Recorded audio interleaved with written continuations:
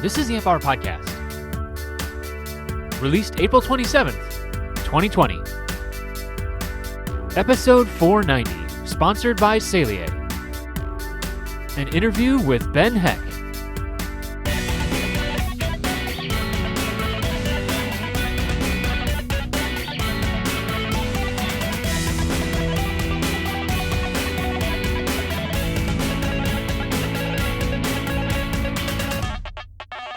Welcome to the Amp Hour. I'm Dave Jones from the EEV blog.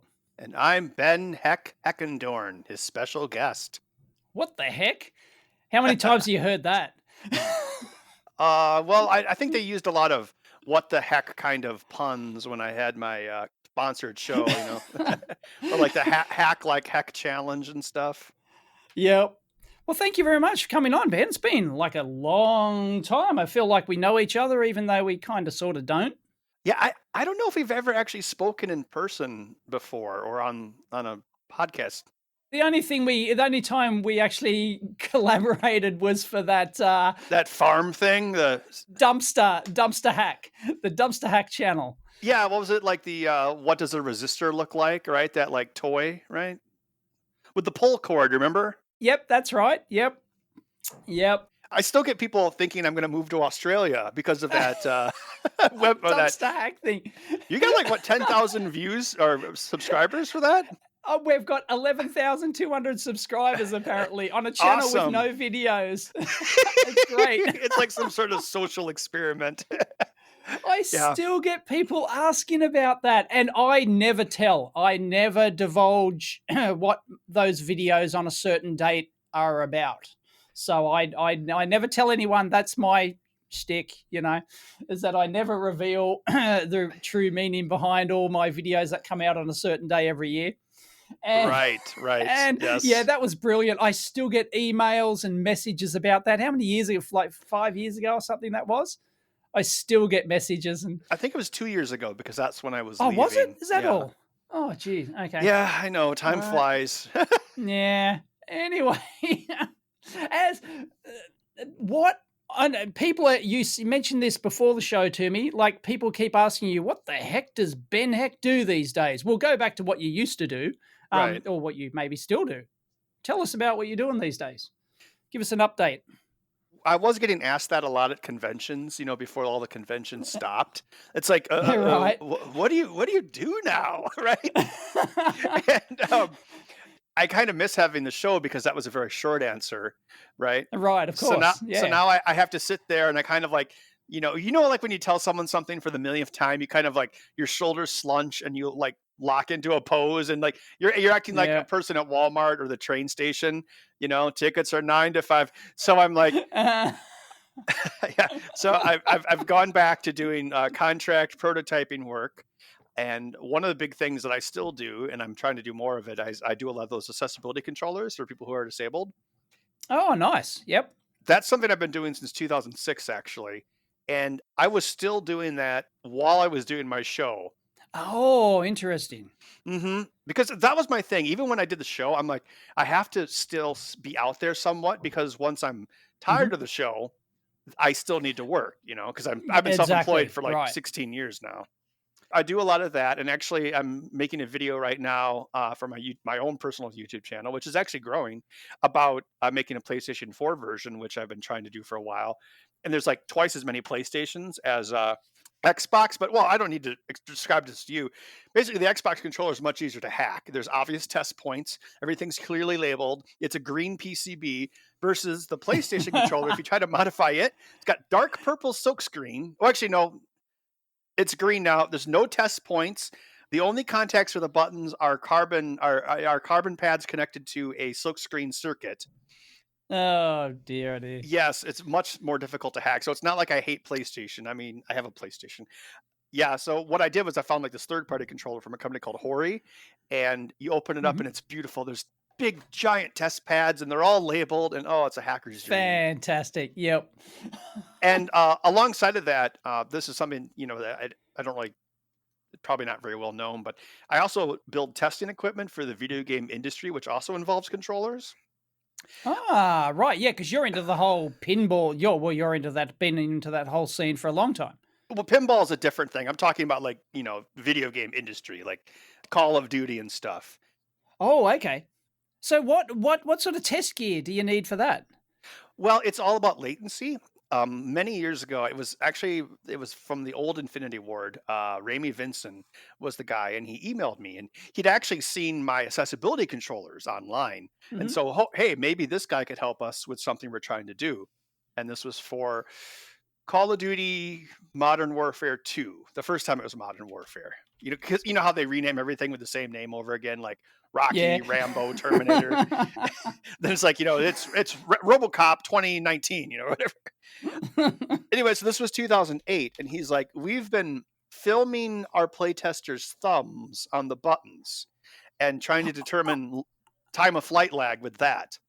Oh, wow. Right, right. So your high speed video, somebody actually using the controller and then sync that up with With a with the screen. actual responses? Oh, with the screen. Well, Ah. because as you probably know, I'm sure you do, HDMI has a lot of lag. Upscaling images on an LCD has a lot of lag. There's a ton of lag introduced just by connecting your video game console to a screen, to say nothing for the game engine or the controller, right? Of course. So what sort of order are we talking about here? How many microseconds? I assume it's like It's maybe hundreds of milliseconds. milliseconds? It's tens of milliseconds? It's about 50 to 60 typically. Okay. It's Yep. not insignificant. Anyway, so what he was saying is like, is there? I mean, it was a pretty simple hack. He's like, can you? It's more. I'm obviously not as good as engineer as you, but it's more about, can you do all this micro fine soldering to intercept the signals before they even go to any processor? Because I think they had like some ARM on the controller back then. Mhm. Intercept those signals and basically display it for us, so we can actually have a light up display with LEDs, and then we can compare that against the action on the screen. And then, as you mentioned, yes, with a high speed camera, they can determine lag. Right. hmm Wow. So have you done like videos on these or info on this sort of stuff? Like public info? Yeah, I think there's at least one video on my website. I don't go into all the details of how I build them now, because I do it for profit. So I Right. Okay. Of course. I actually had a company in You China. capitalist, you. Yeah. Well, no, I actually had a company in China steal my pinball controller design. Oh So, no. which was a Yep. badge of honor, but then when they denied it, I'm like, Of oh, course. Yeah, shit. yeah. But it was initially a badge of honor. Right. So I might do a video explaining everything about like an old computer or a microcontroller, but I try to keep this somewhat proprietary. But then what we Mhm. evolved it into over the years. So one of the things I did after I stopped doing the show in June of 2018 was I took the time to make a new version of it, where the controller could actually, you wouldn't need a playtester. Basically, it could create its own inputs at the button level and simulate a person, and then you could have a closed loop system for testing and logging. Ah, this is fascinating. So why wouldn't you just like delay the video or no, because that's the problem, right? Is that the video is lagging too much, so you can't add extra delay to the monitor, right? Yeah, so the delay with the monitor and the cable, that's something that obviously cannot be changed. What the developers do is Mhm. try to remove as much delay as they can within the game's operating system.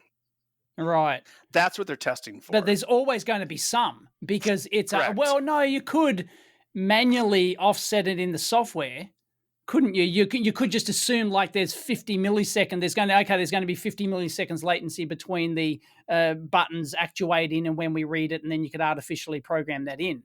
I guess. Uh, I'm not sure, but if there's a way to do it, I'm sure they do. And actually, when all the companies got into streaming, you know how streaming's like 3D, it just comes Yeah, back it's a every 20 thing. years. Yep. Yeah, I actually sold quite a few to. Yeah, even something you wouldn't think about, like Intel bought a bunch. It's like, what are they doing with them? Right. I mean, I don't care, but the new one that I made, even though it's late in the console generation, it sold very well. And I basically, yeah, when I was done with the show, I'm like, okay, I'm just going to take the time and develop this and make a much better version. And then that's Mhm. one of the things I did after I left the show. I was able to concentrate more of my efforts onto a single product, and yeah, it's done well. Awesome. The last game that used it was Call of Duty Warzone. The new Call of Duty has it, or used it. So Oh, right. So the developers used it in order to refine their game. Is that? Yes, to work on latency. And then, as I mentioned, you can basically load thing. It'll create a CSV file of inputs, and then you can actually play that back from RAM. And then you can look at the CSV Right. file. There's also a light sensor, so you can compare the time of flight between when something changes on the screen and when the person inputs controls. Got it. Wow. I can't remember I think it runs at like 50,000 hertz, so it's well beyond what the game engine would be. Although game engines also are pipelines, so a single frame that appears on your screen, kind of almost Mhm. like a 5-stage pipeline processor. One image has actually gone through 5 stages of post refinement and whatnot. So even the Got it. engine might introduce 5 frames of lag just putting the image together. So whatever they can save is very important. And yeah, I had no idea such a market existed, but it makes sense, right? I I didn't assume you're either. the only one doing it. I assume that you own the market for this I sort of thing. guess. I mean, I don't It's see pretty specific. why anyone else couldn't build it. But yeah, oh god, like Intel, Google, Microsoft, Ubisoft buys a ton of them. Who else? Electronic Arts. I basically sold them to pretty much every multi-platform developer out there, except for I don't think Bungie's Wow. ever bought one. Yeah, So it's a niche of niches, I guess. but hey, it's one of those things. Like, what do they say? Like, you make $1 million by making something people need every day, and you make a living by making something people need once a year. Yeah, So, right. and it's There you cool, go. because like it's I was really thrilled, like in Modern Warfare 2. It's like, oh wow, I got a special thanks above the Navy SEALs. I'm super cool. That's great. So Yep. like because I'm not a gamer, so it's like, my eyes kind of rolling. I used to do some gaming back, in my late teens and Hmm. early 20s and stuff like that. But geez, that was a long time ago. That was, where we're talking, Duke Nukem and games like that, Hmm. the original. Anyway, isn't the new Xbox and PlayStation coming out soon? Or have they come out? Am I behind the times? They're supposed to come out this year. I guess we'll see if they do. I personally believe that they're going to be fairly forward and backward compatible. I mean, are you familiar with like how they have the PlayStation Pro and the Xbox X? Terrible name, but No, not really. I've got an Xbox 360 at home, and that's about oh, my okay. So that's that's a about bit my older. limit. Yeah. Well, so they did these mid-generation refreshes. Basically, they made a souped-up PlayStation 4 called the PlayStation Pro and a souped-up Xbox One called the Xbox One X, which I was Right. actually doing a talk once. It was in, I think, the Portland Retro Gaming Expo, and I was like, "Who came up with the name Xbox One X? That's a terrible name." And then some of the audience is It like, is. "I did," and I'm like, Nice. it sounds like an S. Yeah. It sounds like an S because there is actually, like the white Xbox One, the cheap one they sell. Yes, yeah. That's technically called the Xbox One S, as in snake. Oh god, And now really? All right. there's another model called Xbox One X. Oh god. Oh, there's like half a syllable in there, right? Yeah, yeah. Between. Actually, I forgot my saver card, like my food saver card. I went to the grocery store last week, and the girl's like, "Oh, if you give me the phone number, I can type it in." And I was like, "Okay, it's blank blank blank 909er." And then she looked at me, and I'm like, "Oh, 909." And she's like, "Why'd you say No, niner?" niner. And I wasn't going to hold up the line and infect people with diseases while explaining that's what air traffic controllers use, because 9 sounds like a 5. Exactly. But Oh, that's great. well, Yeah. anyway, my point, Young kids. yeah, my point being, so they've already made like upgraded consoles, and what I think is probably going to happen is the new consoles will probably be forward compatible with existing consoles. So like that Cyberpunk 2077 game everyone is excited about. And they're like, "Oh, if you buy the current gen version, you get a free upgrade Ah, to next gen." But I think what's right. really happening is that next gen games will probably still work on the older consoles. So I'm guessing Okay. there's Oh, going to be that's like, interesting. that's just my theory, that there's going to be like a unprecedented level of cross compatibility. And that's one of the reasons why, yeah, actually, obviously, as soon as I get next gen controllers, I'm going to make a next gen model. Like last gen, Microsoft actually sent me a console early to get started Oh, before it was even okay. released. Ben Um, Heck's that important, folks. yeah, Microsoft has always been Of nice with course. me. Yeah. Yeah, yeah. Right. Yeah, and then of course from the capitalist in me is like, oh boy, I get to sell everything over again. Yeah, yeah. But Is this the first time they've ever done forward compatibility? if my theory is correct, yes. Right. Okay. I don't because they change the hardware architecture each time, and if you're lucky, you get backward compatibility, right? Correct. And then when you went from like PlayStation 3 to PlayStation 4, you went from the cell architecture, which is basically a Power PC architecture, to x86. Hmm. But then Microsoft, the code wizards there, they actually have real time bytecode, not emulation, but like virtual machines. So you can actually put a Power PC game in an Xbox One and it will actually translate the code as it executes. It's pretty impressive stuff. Wow. But Well, don't Microsoft specialize in backward compatibility? I mean, you can still run, a DOS 1.0 command, can't you?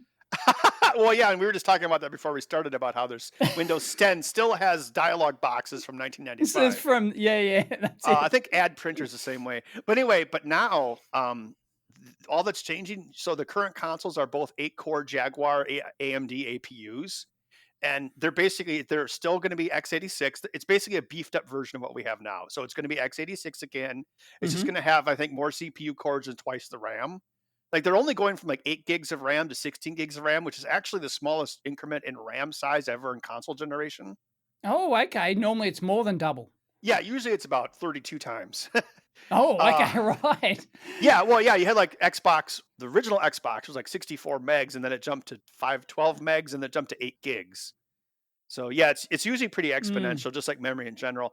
So yeah, I think, and also, if the economy's been slowed down, I think they probably aren't going to push the new consoles as much. Exactly, because RAM's expensive. Well, no, I just mean to sell to people. It's going to be Right. a slower sell. And then you look at like PlayStation 4, they already have an install base of like 100 million units. They're not going to like just abandon that overnight. Like most No, of companies are course. probably going to plan for at least 3 years post launch of the old cycle. Well, we talked a lot about Right. video games today. Yeah, we have. Considering I know nothing about video games, but that's your thing, Well, that's all right? right. I That's don't care. Yeah. that's why we got you on here. We're going to be talking about your stuff, not my stuff. Oh, So, we should talk about your stuff too. I mean, I watched your latest video where you fixed up that arcade. That was pretty cool. oh no, that was just a power supply, dodgy old power supply. I almost gave up on that. It's just not worth the effort. Yes, Spooky uses those in pinball machines, and I want to say they're $15 for that standard Right. arcade supply. Yeah, Okay. as you would say, they're cheap as chips.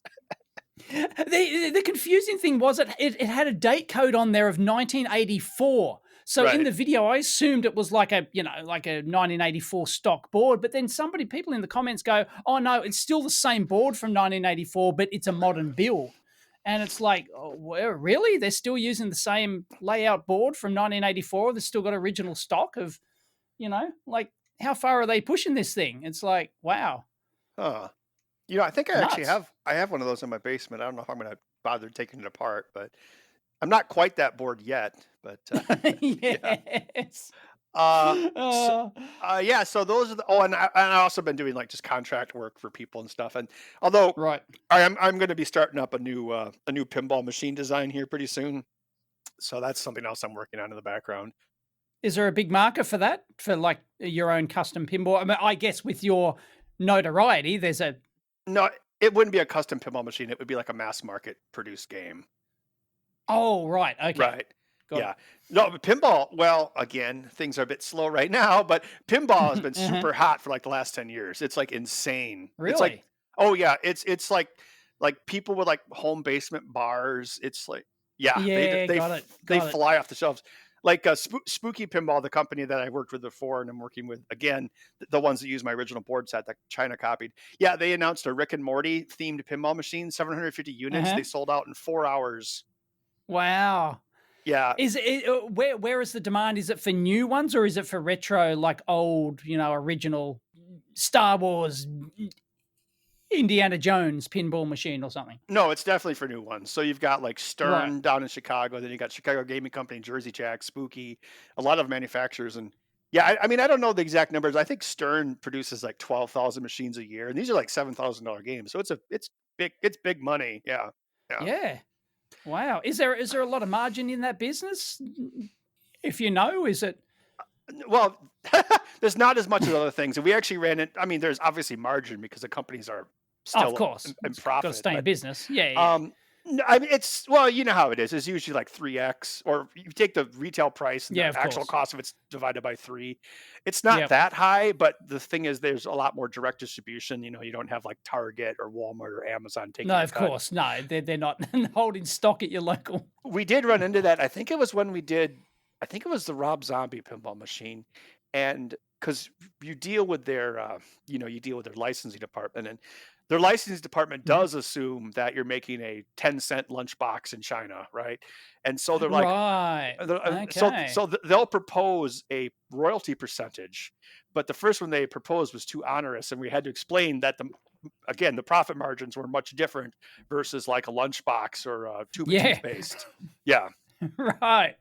Interesting. So is there a lot of call for like really branded stuff, like a new movie comes out and you'll get the latest, Yeah. Arnold Schwarzenegger pinball machine, Terminator hmm pinball machine or something like that? Or is it just like people just invent their own stuff, No, which is more popular? the market by and large wants licensed themes. It's actually a big point Right. point of Okay. Yep. contention. And when they do try to make like an unlicensed theme, it'll sell, but not nearly as well. And then weird things sell too. Like one of the biggest hit pinball machines the last decade was based off Metallica of all things. Ah, wow. They're well, they're not new. And AC/DC, from your neck of the woods. That Oh, that yeah. I think that's actually Stern's top selling pinball machine ever, and that came out in 2012. Really? It's Yeah. the Akadaka machine. Yeah, Wow. but it's like when you play it and it makes you feel like a rock star, It's like you make a Right. shot and it's like you hear the crowd go and you feel like a rock star playing it, and that's what makes it good. It gives you Oh, that fantasy. fantastic. Yeah. Yeah, yeah. That's great. Oh, man. Yeah, I'd love a pinball machine, but I just don't have room, It's like and they're so expensive, especially to get them here. Like, I would love Oh. like a Back to the Future or Mhm. Indiana Jones or something like Yep. that, but geez, to get those here is like, oh, gotta sell your firstborn. I have a friend in Auckland. Well, it's in New Zealand, but same kind of Mhm. thing. Well, I know Yeah, you guys same don't. difference. Yeah, and I think not only do they have the shipping, but then they have it's more expensive to import. And Yep. And they're so rare here. They're just the sheer rarity of them. If they come up on eBay, I've looked sometimes at pinball machine prices and go, holy crap, no thanks. well, and remember, most of them. Well, there are manufacturers in Europe, but most of them originate from Chicago. So yeah, it is. And Right. well, it's just like you think about with anything like economics. The bigger something is, the more sense it makes to make it in your own country. Which is Of why there's course. still a lot of cars made in North America, but all like the tiny cell phones, get shipped on a Unfortunately, there's no barge. cars made here anymore. We Really? just stopped all automotive production here in Australia. Yep.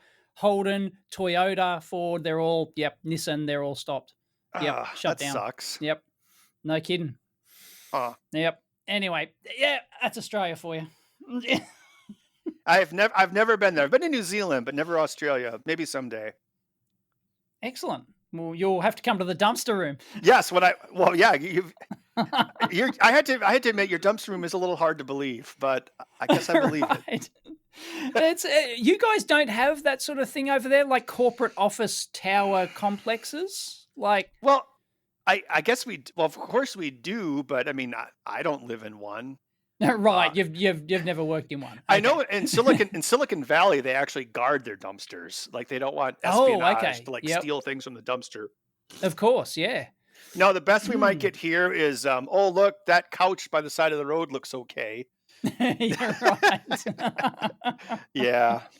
Yeah, we used to have that here. Like it varies depending on which council area you're in. Like the hmm council cleanups they're called, and it used to be like twice a year on the same date. Everyone had dumped their stuff out on the on the front in the front driveway or whatever, the Right. front verge or whatever you want to call it, and then so everyone had then come along and pick up. You go through it, and half your stuff would be gone by hours after you put it out, right? So all this stuff was being recycled.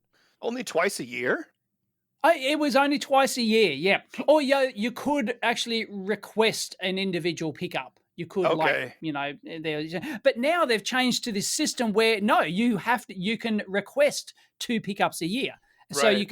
you've got to request it so that now there's not all these people going around hunting for stuff because they knew when the day was. Now it's like just completely random, and it's like, that's dumb. I Yeah. like seeing people recycle stuff from the Verge. It's great. Yeah, there's a thing. Well, I live in Madison, a big college town, and there's a thing called Hippie Christmas, and it's Right. at the end of the school year when all of the college students, clean out their dorms or their houses they're living in, and so Yeah. you go downtown and like the entire streets are filled with stuff, and then everyone picks it up. Actually, yeah, wait, what is today? Thursday. Yeah, on Monday I went and had a back porch social distancing lunch with a friend of mine from the show. And then as I was leaving, a picker truck stopped by and picked up the chair. It was almost like, I was like, oh, I can't get out of the driveway. There's this old truck there. And I'm like, oh, it's a junk picker. So yeah, I was like that's great. I was remodeling my garage, and I'm like, oh, I don't like this. I was just ripping everything out of it, right? No. Yeah. Well, because I was redoing it. But then I put it all on the curb, and I want to say I put like 5 things on the curb, and all but 2 of them are gone. So we're quote unquote lucky here. They actually do that every 2 weeks. Oh, right.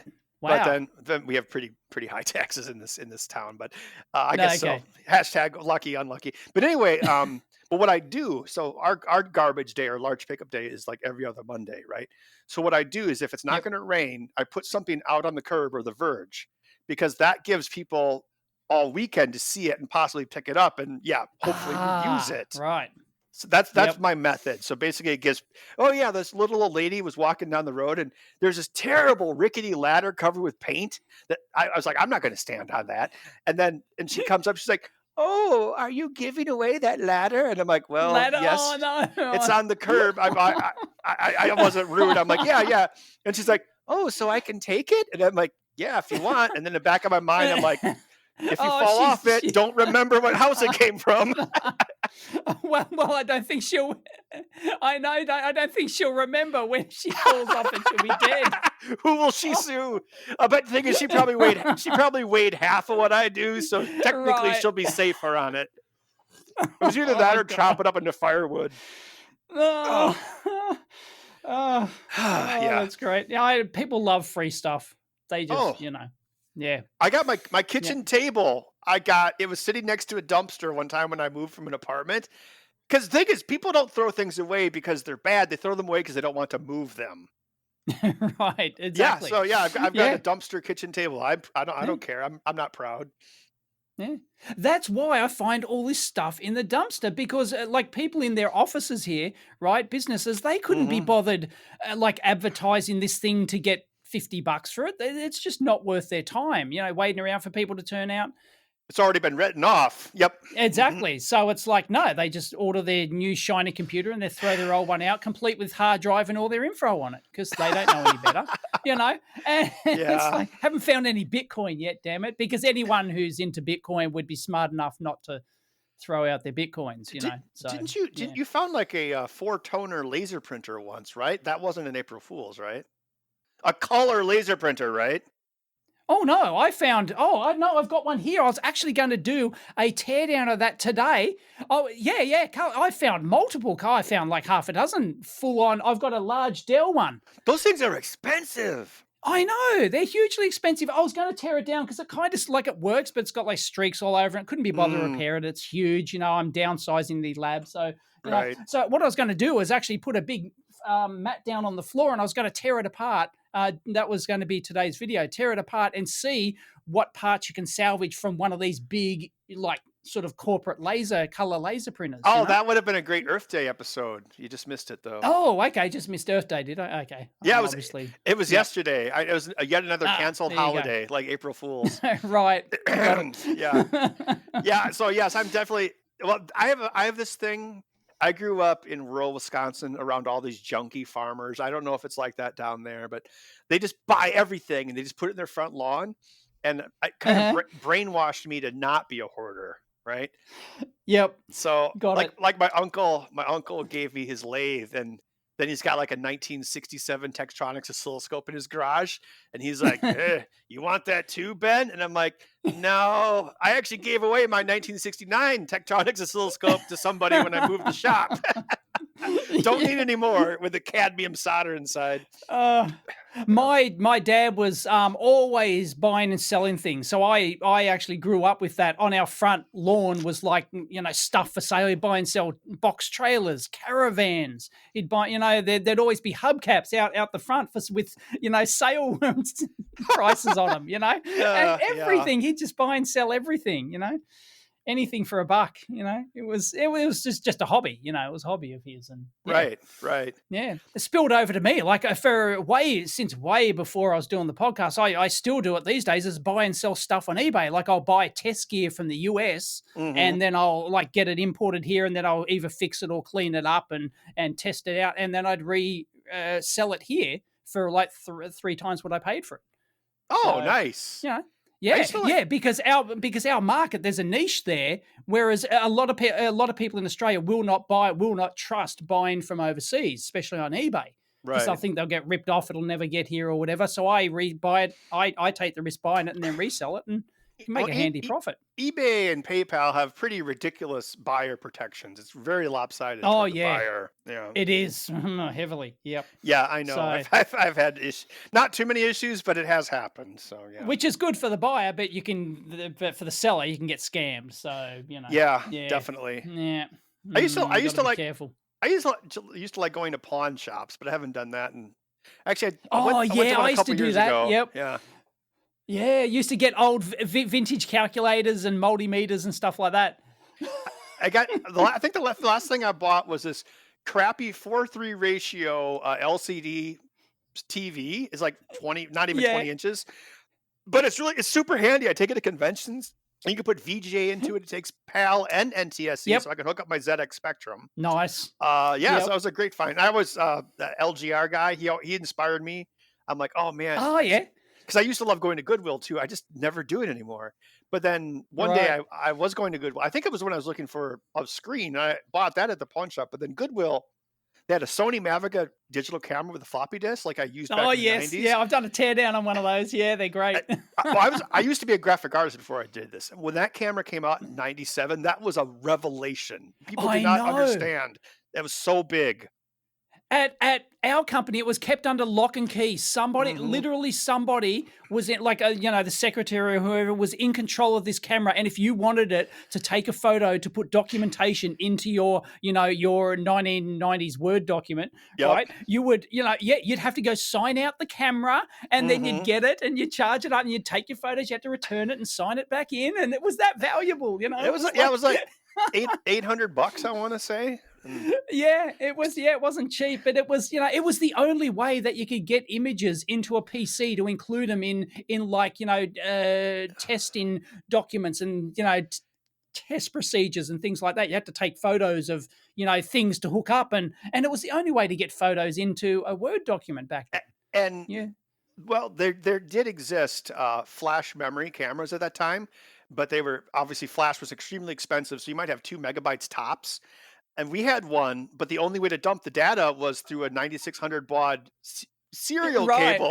Yeah. So even though the Mavica was lower quality images, you could get them off super fast. And the key thing is, if you're on location, you just stick in another floppy disk.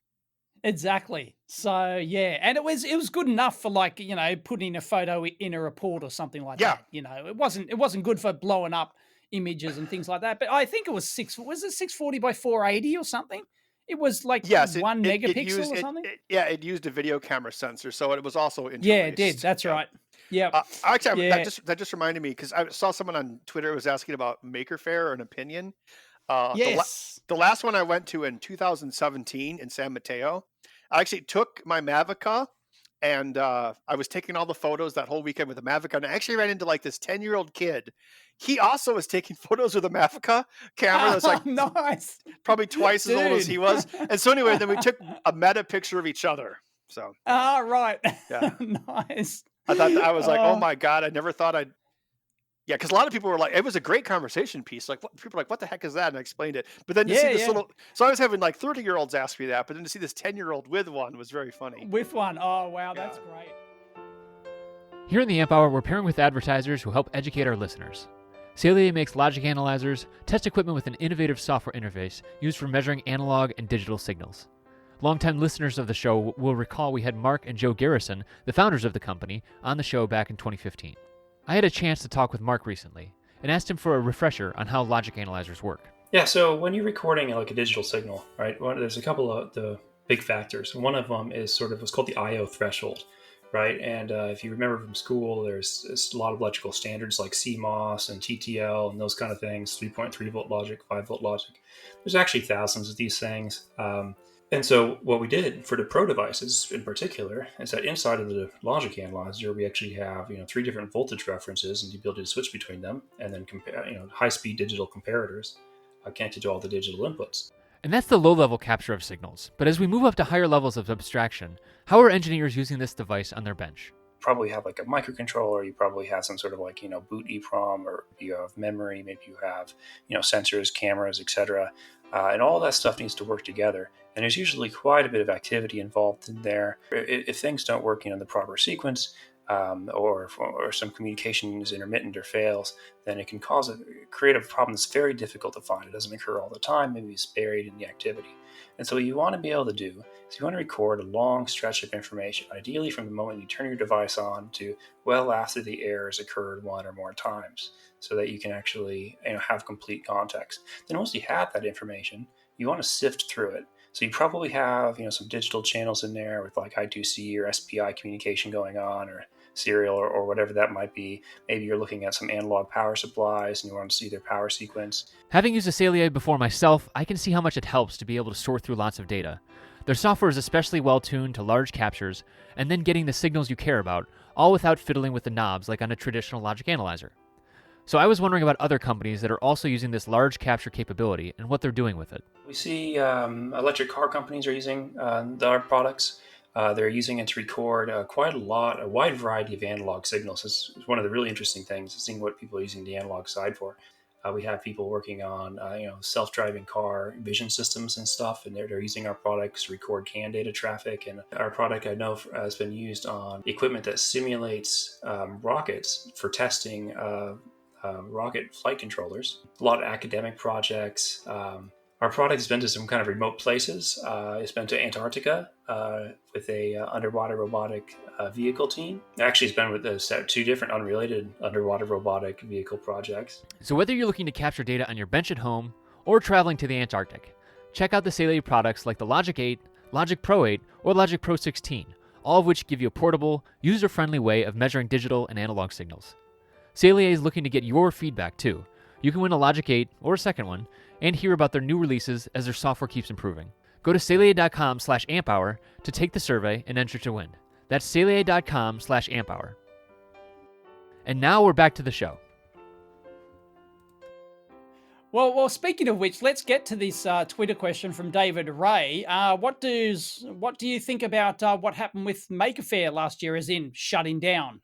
And will it affect the future of the maker industry? Will it have an impact or influence vacuum to be taken up by others like Adafruit, SparkFun, etc.? Well, I wouldn't be surprised if other fairs pop up. So did they all get canceled, or just like the big ones? Yeah, like a lot of them are Maker Faire independent. went bust. You mean? Well, Make went bust, which means Maker Fairs went bust, which means technically, I guess you can't, if you were running a licensed Maker Faire, you can't call it a Maker Faire anymore, because I guess somebody somewhere still owns the trademark, So, you could still hold it, but I've been to many Maker Fairs. San Mateo many times, New York at least 3 times, Detroit 3 times, many Maker Fairs here. So I really enjoy Maker Faire. I would say going to them over the course of like 7 years or whatever it was, I did see changes that I think probably affected it financially. A lot of the super big sponsors kind of started to drop out. Right. If you went back in like 2010, 2012, you'd have a huge Intel booth, Microsoft, Google. And then as the years went by, those kind of got smaller and, kind of started to drift away. It's very much like what's happening with E3, the video game expo. Okay. Or like a mall. Once you lose the anchor stores, you're kind of done. Yeah, the anchor stores, that's it. And maybe it's like the corporatist in me, but I always thought, the big sponsored booths were the coolest because they had huge budgets behind them. They had cool things you could buy. And then it kind of, I know it probably, it might be a little touchy to say, but it just kind of even like the one in San Mateo, it got like more arts and craftsy than technical.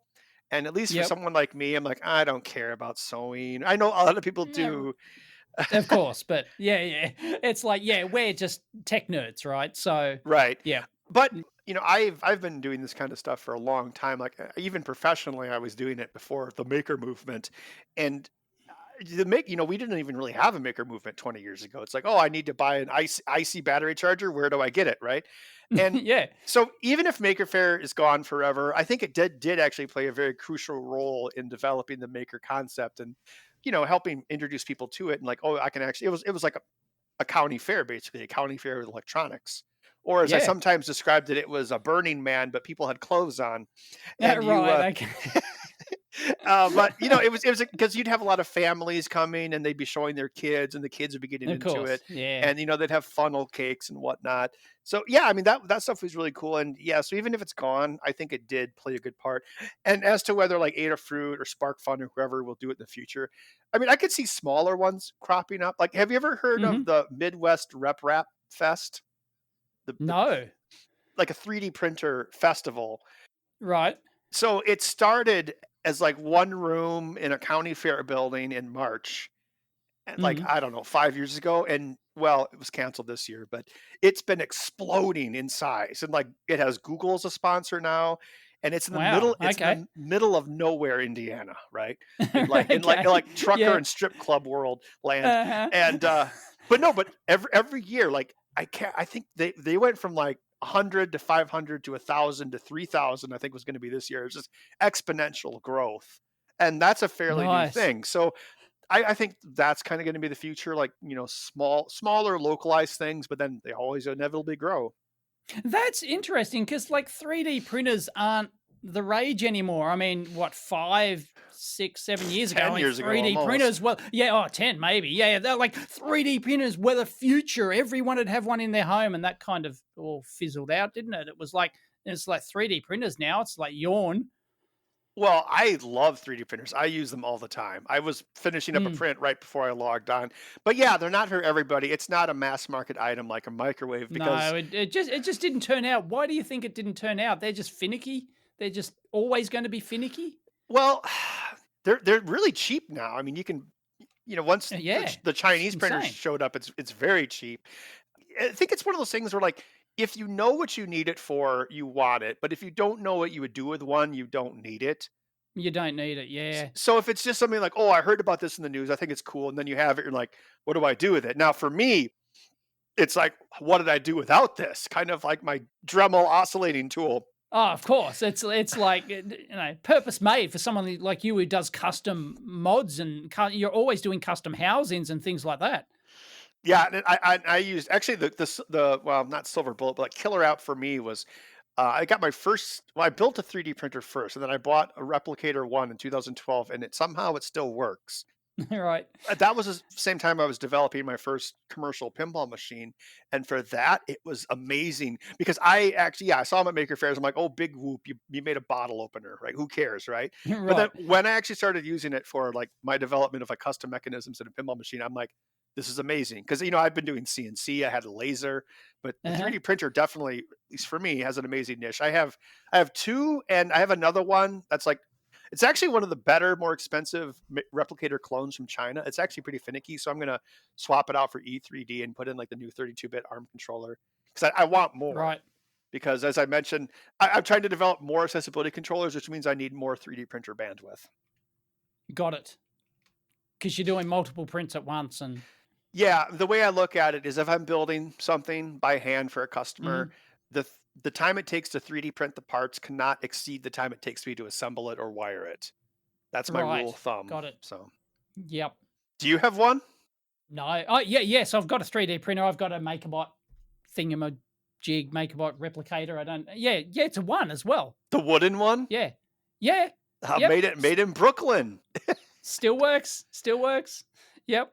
After I did a few upgrades to like the support mechanisms for it and everything, well, it was always a bit dodgy. So I things stiffen things up and works a lot better now. Did you replace the 5-volt regulator on the motherboard? Actually, didn't Chris design that? No, Wait, no didn't Chris? idea. Didn't Chris Gamble design that? Not that I'm aware of. Oh, maybe No, I'm thinking of somebody else. no, you must be thinking of someone else. The Yep.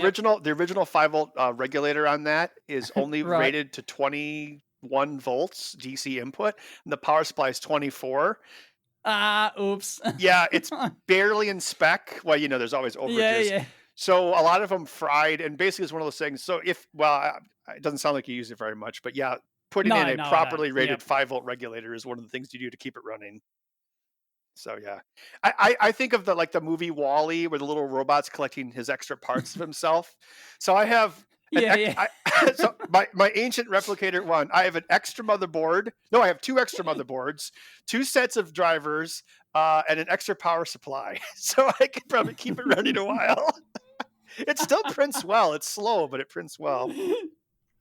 Last time I use it so infrequently. One time I went to use it, and then the software didn't work, and I went, "What the hell's going on?" And I found that oh no, they abandoned support in the latest software for that printer 2 years before or something.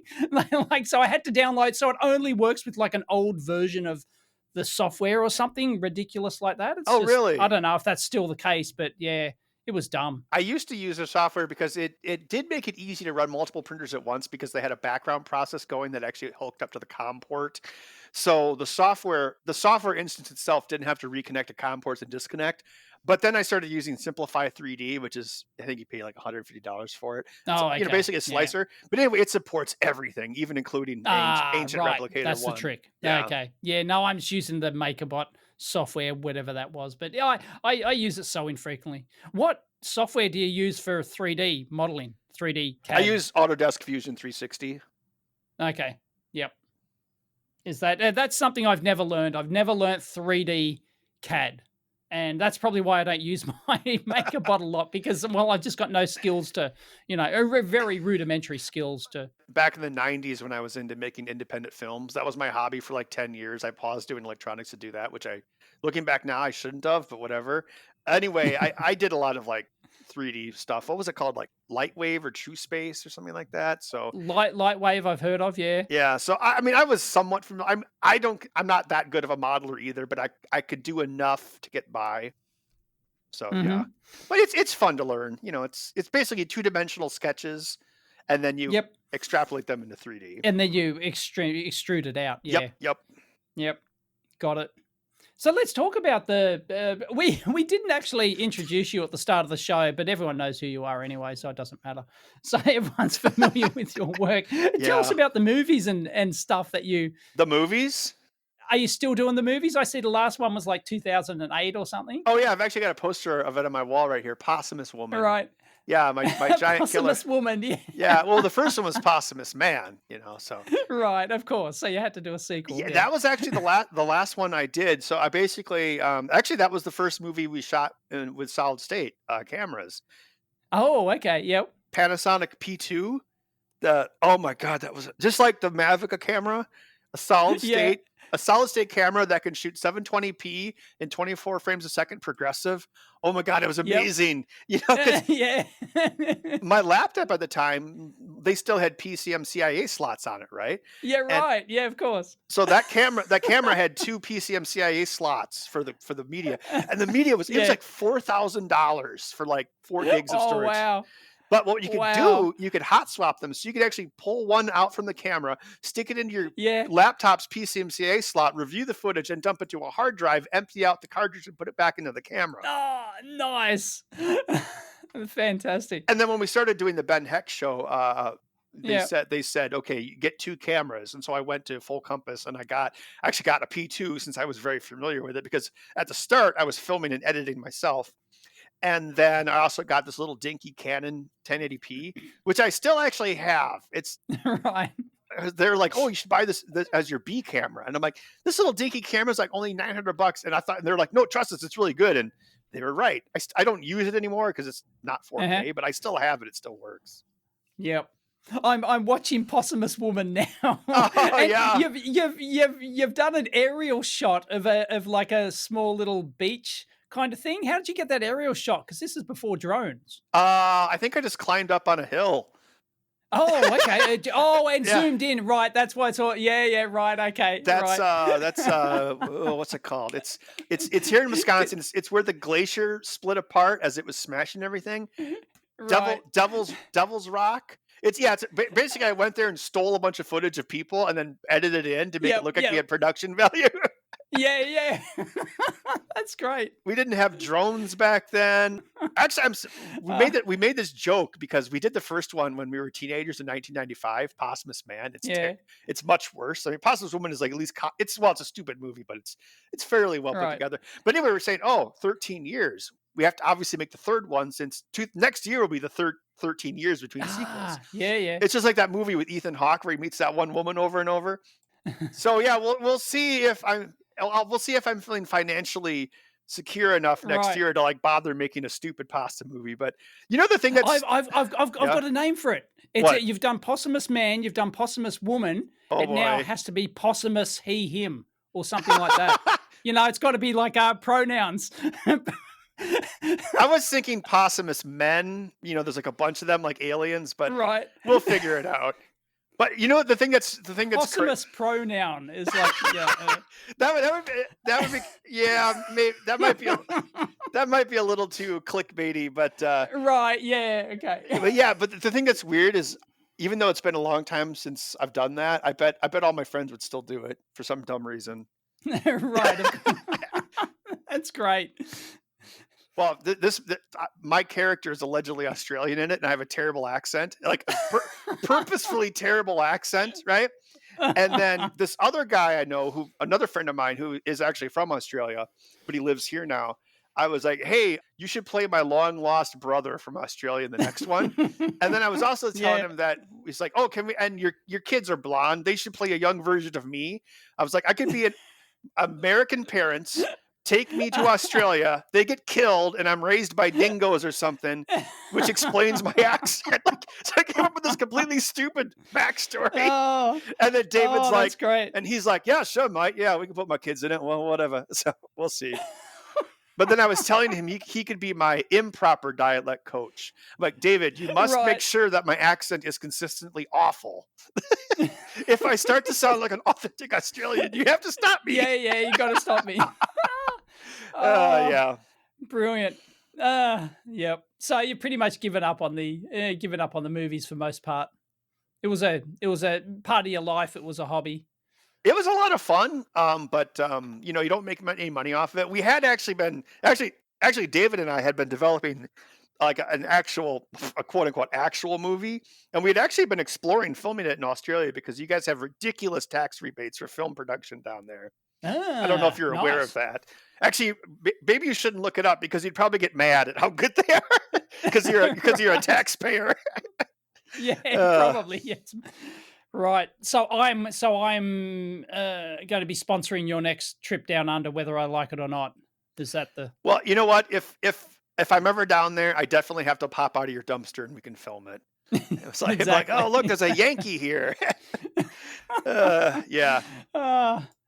Yeah, like I said, like, if I don't make Possum 3 next year, my friends won't let me hear the end of it. So yeah, right. Hopefully, yeah. Cool. If I'm actually done with my new pinball machine by then, although it's gonna be basically once we start, it's gonna be like a year. So yeah, Okay. I might have enough time next summer. I mean, 2021, and my legs still work. Excellent. So yeah, I probably have to lose a little bit more weight though, because I've gained like 30 pounds since I made that last movie. Right. Does it matter? Oh, no, definitely. Okay. If you're like running around and carrying cameras and crap, it definitely matters. Yeah. I mean, what was that guy Right. like? Speaking of New Zealand, Peter Jackson, like he used to look like Jabba the Hutt, and then he made 3 movies in a row. Now he's like super skinny. Yeah. Yeah. Love it. All right, we should probably talk about, of course, the Ben Heck Show. Start us off. Like, how did that start out? Right. So it was in 2010. So it was actually not that long after I made that Possum movie, and I got a random email from an ad agency. It was Newark Element 14, or as you know them, Premier Farnell. They had an ad agency for their Element 14 initiative, which is basically like a social community for engineers, right?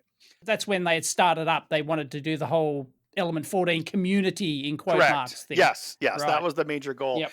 And so what the ad agency had pitched to them was, they said, "Well, what if we do like videos?" And so this ad agency, it was really vague. It was really vague at first. They were like, "Hey, we have a Hmm. client, and they would like you. If they're wondering, would you like to make videos for electronic videos?" Basically, I didn't even know who the Hmm. client was until like 2 months later or whatever. Oh, right. And how did they find you? They just randomly emailed me like everyone else. Everyone randomly emails me. I don't I do think they may have emailed me at the time, and I just went, "No, I'm making my own stuff. Sorry." 2010. Probably something. Yeah, because I started my channel in 2009. Yeah, it's quite possible. Yeah, And I had a yeah. YouTube channel, but there was hardly anything on it. I just put like random videos of like wires and stuff. So it's probably more my Right. website. Although I found I still have my website, but they're Hmm. much less useful than they used to be. It's a small Yeah, of part course. of it. Yeah. Well, anyway, so then I had a couple meetings with the ad agency out in San Francisco. I remember that because I was already there for a maker fair. Actually, I think I was also the first one I went to. And then we had the corporate meeting in the summer, and then they greenlit like a 6-episode pilot just to make sure it was going to work. So did they have the name? Did they have the theme of it, and all that sort of stuff? Or Actually, not really. It was very loose. So they were just like, "We want you to make this show." So then I was shooting some stuff, and I was doing electronics, but also like talking about video games. And they're like, "Oh no, Mhm. we don't really want you to talk about video games." So it was kind of loose at the beginning. Like I didn't quite know what they wanted, but then as I was Right, doing the pilot episodes, I found out what they didn't want. And so then right. And what was that? What didn't they want? it was like having my friend on and talking about BioShock, the video game. Oh, okay. Yeah, Right, got it. because they Yeah. wanted to be about electronics. Now, I will say, like, Uh, Element 14 was always very, very supportive of whatever we wanted to do. I mean, sometimes they would have like a product or a certain company that they'd want to promote. Well, not well promote, but or like build this using the MSP Here's the new 430. Intel board, or something, or Correct. MSP 430. Yep. Right. The Intel's, what was that? Not the Edison, the Ardu. I think it was the Intel Galileo. Oh, Galileo. Right. Yeah. Yeah, and Something like that. it had an x86 core, but then it used like I2C to emulate the I/O of an Arduino. It was so Right. slow. Right. So we did this. We did the 6 episodes, and then they approved us for like a full first season. Then we hired Allison to be the videographer and also do the rough assemblies. And we were still like Mhm. mailing burnt DVDs of edits back then at that Oh, time. wow. Yeah, because back then, the internet was like maybe 20 megabits tops. Yep. Yep. Because I heard through the grapevine that like some professional agency was editing and like doing all the editing on that. Is that right? Oh, revision 3. Yeah, that's a whole Yeah. story. They're gone now, right? So yeah, okay. So okay, well, yeah, you make videos. So what we did was we never really had a plan as the episode. It's basically just film Ben and then edit the story or whatever. So Allison Mhm. would do. I hired Allison because well, selfishly, I use Adobe Premiere, and I was actually a little bit ahead of the curve because back then, again, Adobe Premiere wasn't as popular as it is now. Right. But she also had experience with that. I'm like, okay, we can work together on this. So then she would do a rough assembly edit, but it was basically everything in order.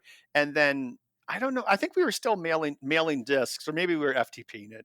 We would send it to Revision 3 over in San Francisco, and then they would do the polish edit, put on the lower thirds, put in the commercials, and all that stuff. Right. And how long did that go on for? What do you think happened, David? I'd be curious to get your prediction. It seems like you have an idea of what would have happened. Well, I suspect is that they were charging a shit ton of money Yep. to do this work, and it was yeah. In fact, I do kind of sort of heard how much they were making at the Mm-hmm. time, and it's They were more making than you probably. yes, way more than me. Yes, yes. I Yeah. was actually a little shocked when I saw the number, and Right. but they're gone now, so we can say whatever we want, right? Yeah, of Or, course. well, of course, the people still exist, but yeah, Yeah, basically, but you know. there were really good advantages. They had very good distribution channels. Because like I know when Mhm. we stopped using them, people were like, "Oh, I can no longer watch your show on my Roku or through the Xbox app." But Oh, right. Okay. yeah, it was astronomically cheaper to have Allison work full time and do basically a near final edit and then send it to Newark because they have their own video department just to put on the lower Aha. thirds Right. and the Got pre it. rolls and all that. Yep. Yeah, I mean, I want to say, well, I shouldn't say the number because I think I'm not quite out of my NDA yet, at least for non compete. But yes, it was a lot. It was a lot of It money. was a lot Yeah. of money, folks. I can Hmm. yeah. Per episode, you'd be shocked. Like I can remember hearing the figure, and it was like, holy crap, that's more they charged more per episode than I've spent on all of my YouTube career, including all of my gear combined. Like, and that was just for one episode. Yeah, and I guess that's why when we went there, they wined and dined us pretty well. But Yeah, I yeah. distinctly remember because we went there a couple times. We were in San Francisco, and Allison was with me, and they're like, "Oh yeah, we were down in Mountain View because I think we were hanging out at Google." And then they're like, "Oh, we'll send a car to bring you up to San Francisco. We're having a happy hour, right?" And Right. I remember we had a very good chat with the car driver. He was really funny. But then we get there, they're doing a tour, and actually the woman who was working at Revision 3 actually was from Madison, just like us. But anyway, so she points to this room and she's like, and this is where the Ben Heck show is edited. And I looked over at Allison. I looked over at Allison and I could just picture like cartoon smoke coming out of her ears, you know, in frustration. I mean, I knew Allison well enough by then to know exactly what she was thinking.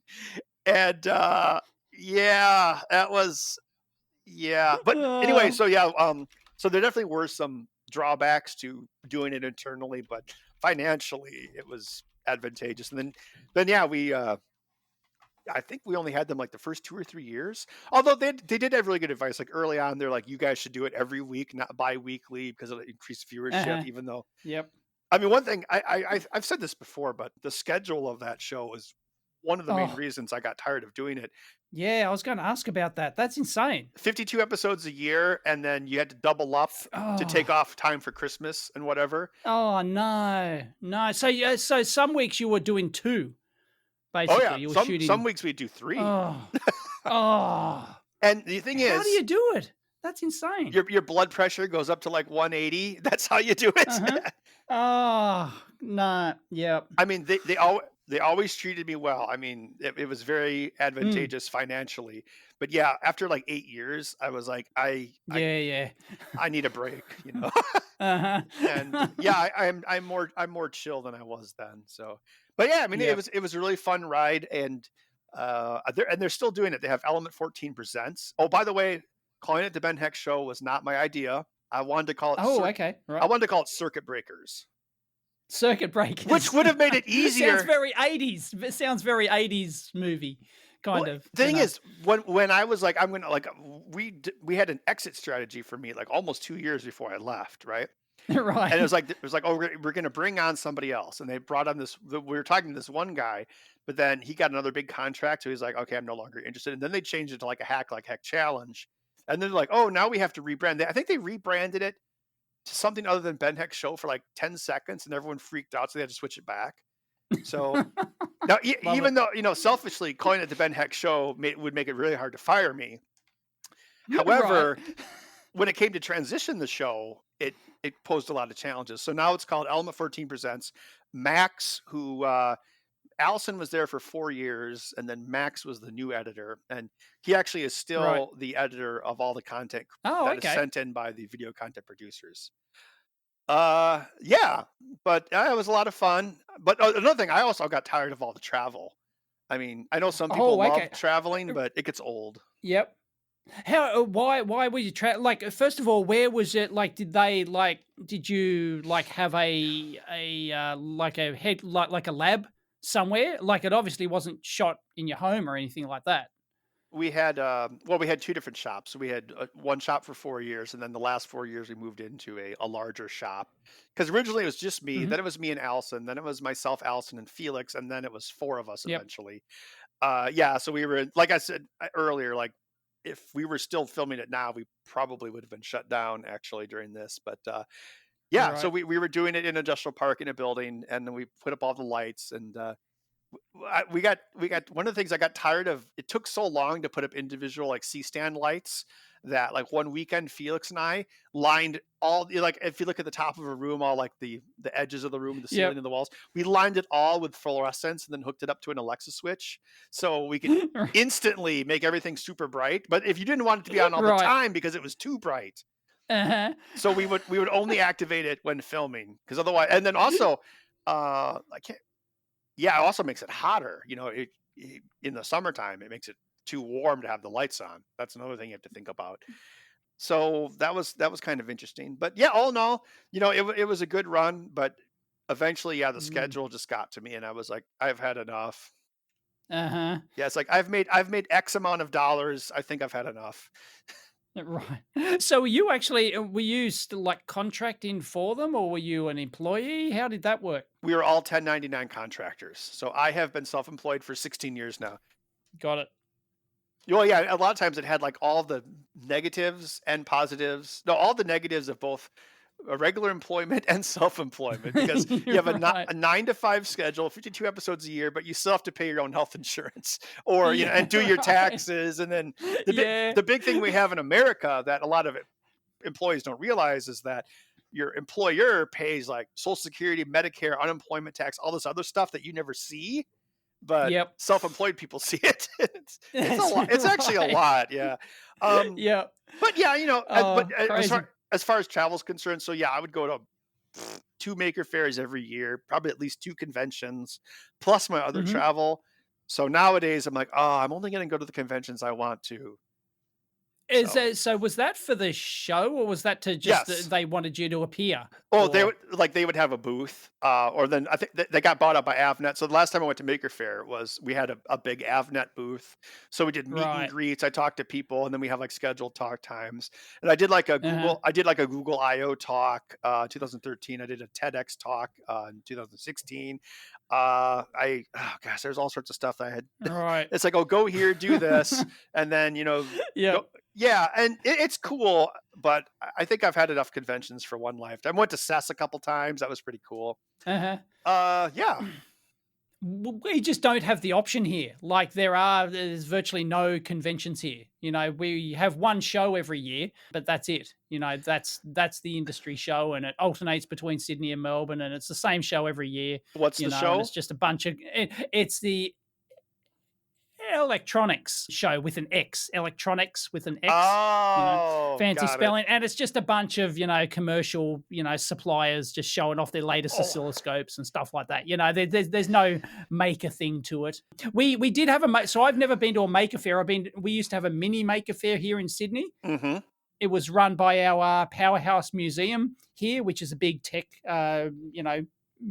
museum here, and they used to run it. And the first year it was a maker fair branded, so it was a mini maker fair. And then the next year suddenly it was the exact same thing, but it wasn't the maker fair anymore, because they just said, oh, it was too much red tape, to do all the maker Right. fair branding and all that. So then they wanted to control it in down to the nth degree and things like that. So they went, bugger that, we'll just run our own. Was it still successful?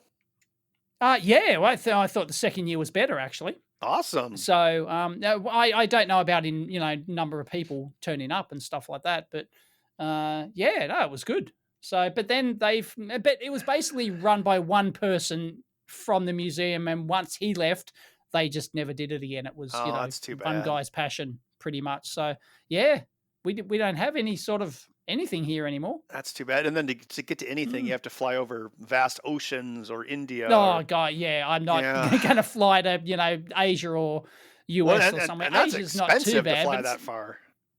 Well, yeah, it is. It's thousands of dollars, and Yeah. people ask me that all the time. Oh, why don't you come to Europe, and why don't you come to America for this show or whatever? And it's like, actually, I get invited to these sorts of things. Chaos Computer Camp or something. Wanted to fly me over Mhm. one time or whatever it was, and it was like, you do realize it's on like the 27th of December or something. And it's like I would have to leave on Christmas Day, and the travel's going to be more expensive at that time too. And the travel's 24 hours. Like, well, no, it's like 30 plus hours each way to Europe. And just getting to the US is like 30 hours of travel. So, yeah, it's like long... that's almost an entire working week, It's like, oh God, no, I'm so over overseas travel. I don't blame you. I think we only had to do overseas twice, I want to say. Right. But that was just to Europe, so that's only like 8 hours. Although I had worse jet lag on one of those. I have worse jet lag on one of those trips though versus when I went to New Zealand, because if we were going west is easier than east. I've found for jet lag. Oh, I've never had jet lag in my whole life. Oh, really? Never had it. Oh, yeah. I don't understand it. Yeah, it's just never happened to me. So yeah, I'm very lucky. Well, I either don't get it, but I don't know. Well, and I think there was a crying baby on the flight, which. Yeah. Oh, I do have one more convention story for you though, because I know you want to stick to an hour. But do tell. The best one was Freescale Semiconductor in Austin, Texas, in 2015. I want to say. And so, as all these products that use Freescale, this is before they got bought out by 10 other companies. But the thing was, so they had the convention area, but every day they had 2 different lunches, like different ethnicities. So, like for lunch and dinner, there was always a variety, and it was always amazing. And they just brought food everywhere. It just appeared everywhere. And then at 6 p.m. on the dot, the convention went until 10. At 6 p.m. on the dot, all these bars appeared everywhere, like mini bars everywhere, like every 5 booths. It was insane. And then they had like a mega bar at each end. Like they put 5 of the bars together to make mega bars. It was nuts. Yeah. And then Steve Wozniak spoke at one of the things. And at the very end, they had the group Cake show up. So we had a cake party. Oh my God, it was so good. And they had this microwave, and I think it was controlled by a Freescale, MCU. And it was really amazing. It would actually analyze the way the radio waves or the microwaves are bouncing off the food and use that to fine tune how it cooked the food. So it could basically make things that tasted like they were fried. And so Max and I kept going back to that booth because these delicious jalapeno bread ball poppers. And we're like, oh yeah, nom nom. Tell us more about this microwave. Nom nom nom. Oh man. And then also at the time, Max was dating a vegan. He was dating a vegan. So once we got to Austin, Texas, we're like, we're going to eat barbecue every day. That was a really fun trip. I did go to one. I did go to one invited conference thing. They wanted me to blog their conference. This was back in my early days, 2010 or something. It could have been. Renesas was the company. Renesas. They had their big DevCon or whatever it was called. Right. Renesas DevCon event. Yeah, and so they invited me over there. And one of the big things was that during their dinner, it was like a 3-day event and everything. It was huge. It was the catering and everything else was absolutely phenomenal. And they got in all these arcade machines, by the way, which you'd love. They got a whole room full of arcade machines. And where was this? Up. And this was at a hotel in Anaheim. This was in a plush hotel at Anaheim, and they took over all the conference halls there in the hotel. It was a hotel conference center kind of thing. And they took over all 3 halls or whatever, and they filled one with like pinball machines and mini putt and all sorts of, it was absolutely phenomenal. But one of the things I was supposed to do was at one of the main dinners there, because you'd have, breakfast, lunch, dinner, you'd stay there for the whole 3 days. And we were supposed to have this Q&A discussion thing during dinner. And I was like, nobody thought about this. You've got 1,000 people in a big, dining thing, massively catered. And I was, on a table with these other panelists, and I was supposed to host this panel. And of course, during dinner, nobody's listening. So I had to stand up on the table with the microphone saying, everyone, can you shut up? We're going to do this panel thing. And everyone just ignored us. And so we just had to shut it down.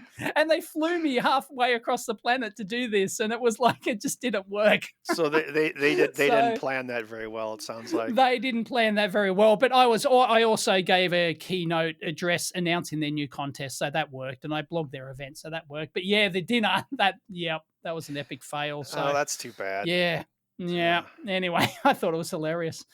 So yeah. Well, that's on them, not you. Oh, no, Yeah. totally. I just got it, but it was so embarrassing. Here I am standing on a table yelling at everyone in this 1,000 people in this Did you hall clink with your a glass microphone. like at a wedding, like clink, clink, clink, clink, clink, everybody kiss? No one had heard. Nobody even heard me with the microphone. It was like, the big PA address system. Everyone just kind of, there's some noise happening over there. What's that? They just get back to I just thought of something really dark. You could have yelled fire. fire. Yeah, they still wouldn't have heard me. That's too dark. They wouldn't have heard me. Oh, that's man. funny. And it was like, it was such a dog and pony show. It was like, and so we were having this dinner, and then after dinner was when they had these big black curtains separating the two halls, right? And they're going, we're doing the big reveal now. And then after dinner, they pull back the curtains, and there's the big arcade room and everything. And, it was like, what a...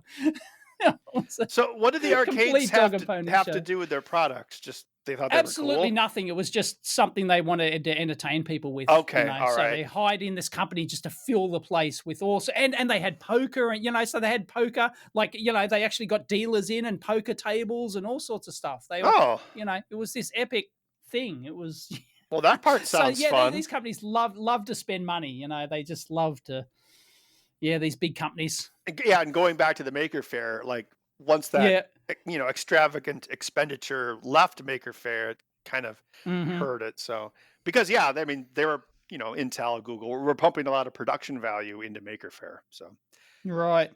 Do you think the maker movement's kind of like dying the way, like the hype around it's dying the way 3D printers have kind of, or is it hard to tell?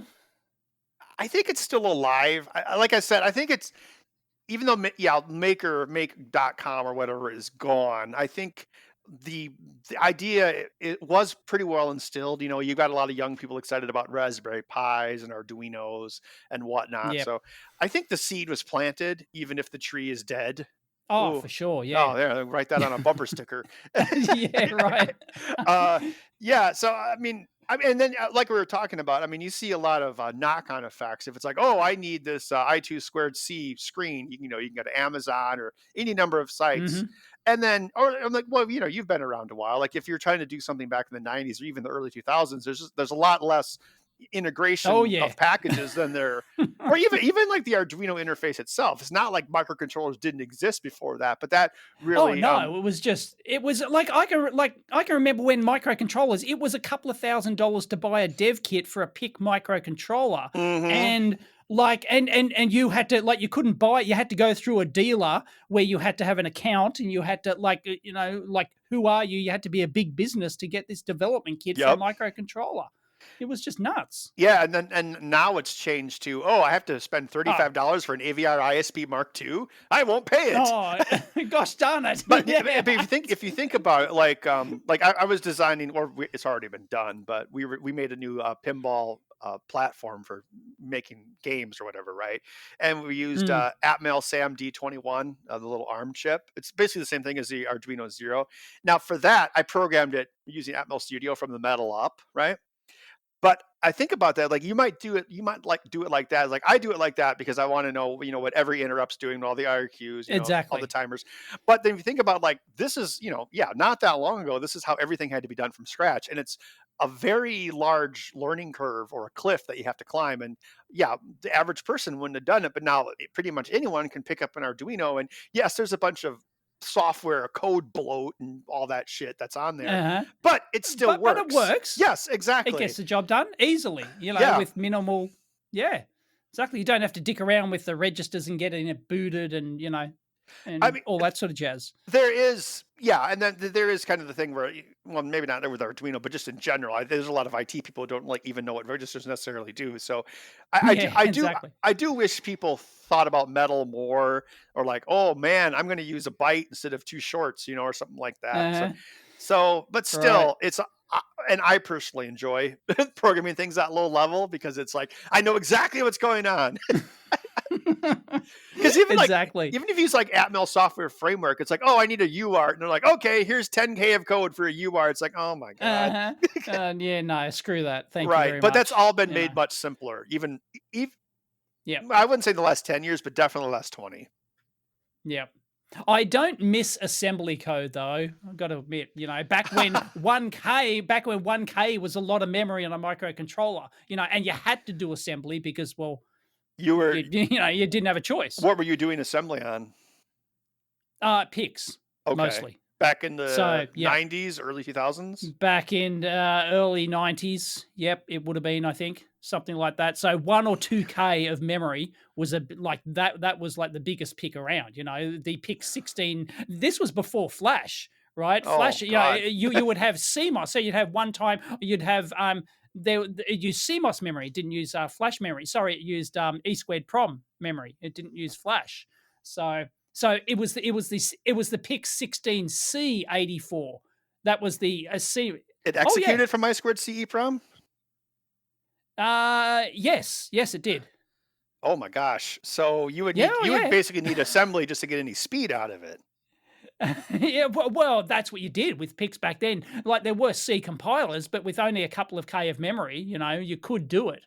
But because you wouldn't know how much bloat was added by the C compiler. Whereas you do assembly, you know exactly what you're using.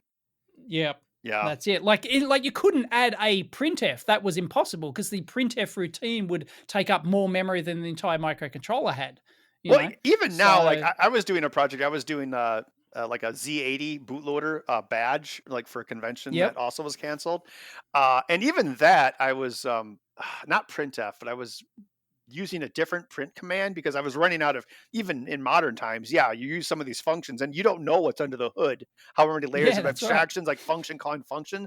So I'm like, so I'm like, oh crap, I'm running out of RAM because such and such is being copied from RAM to flash. And I had to go through and then I'm like, ooh, I got back 2K or 1K or whatever. Woo-hoo! Yeah. So I like to think like, terrific. Program like RAM is still rare. That's my motto. Yes. Because and then flash memory is cheap. But, and then you don't know how big the stack is, for instance. So that's another thing. It's like that's always the creeping monster creeping down from the top of RAM.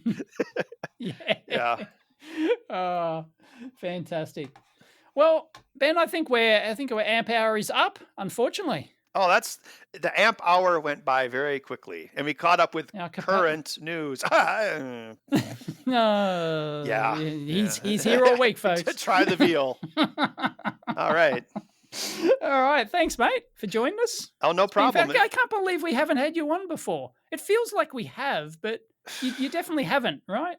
You haven't been on the amp hour before. It's been long enough that I can't remember. Like from same here. It's been like a decade. I think the last thing that we did was that kids toy thing that rotated. So. Yep, that's right. Ah, boy. Anyway, very cool. Thank you very much, Ben. Nice to catch up, mate. It was a pleasure. And where can people follow you, by the way? Oh, right. So you can find me on Twitter. It's just Ben Heck. And then I also have a website, www.benheck.com. And then I do make YouTube videos, but now only when I want to. And that's on YouTube. It's called Ben Heck Hacks. Ben Heck Hacks. Fantastic. Not Ben Heck is a hack. Right. Because you didn't actually own the trademark to the Ben Heck show, right? Kinda. Not real, maybe. There was a time, like in the older contracts, there actually was a time where I would have been able to continue making videos with that channel, but I think they realized it was too valuable just to give away. Okay, yeah. So I want to say like in season 5 or so that disappeared from the contract, but I don't. But you know what? They paid to develop it. It's theirs. Yeah, no, of course. Yeah. I'm just a hired thug. Yeah. Fantastic. Okay, we'll put our links down below for all your channels. And what if people want you to do contract work? Are you available for contract, or does it only come through? Yeah, no, if I have time. Like actually, like right now, I'm a bit busy. But if you go to benheck.com, there is an email link, and you can hit me up. Sweet. All right, thanks, mate. No problem. Catch you next time.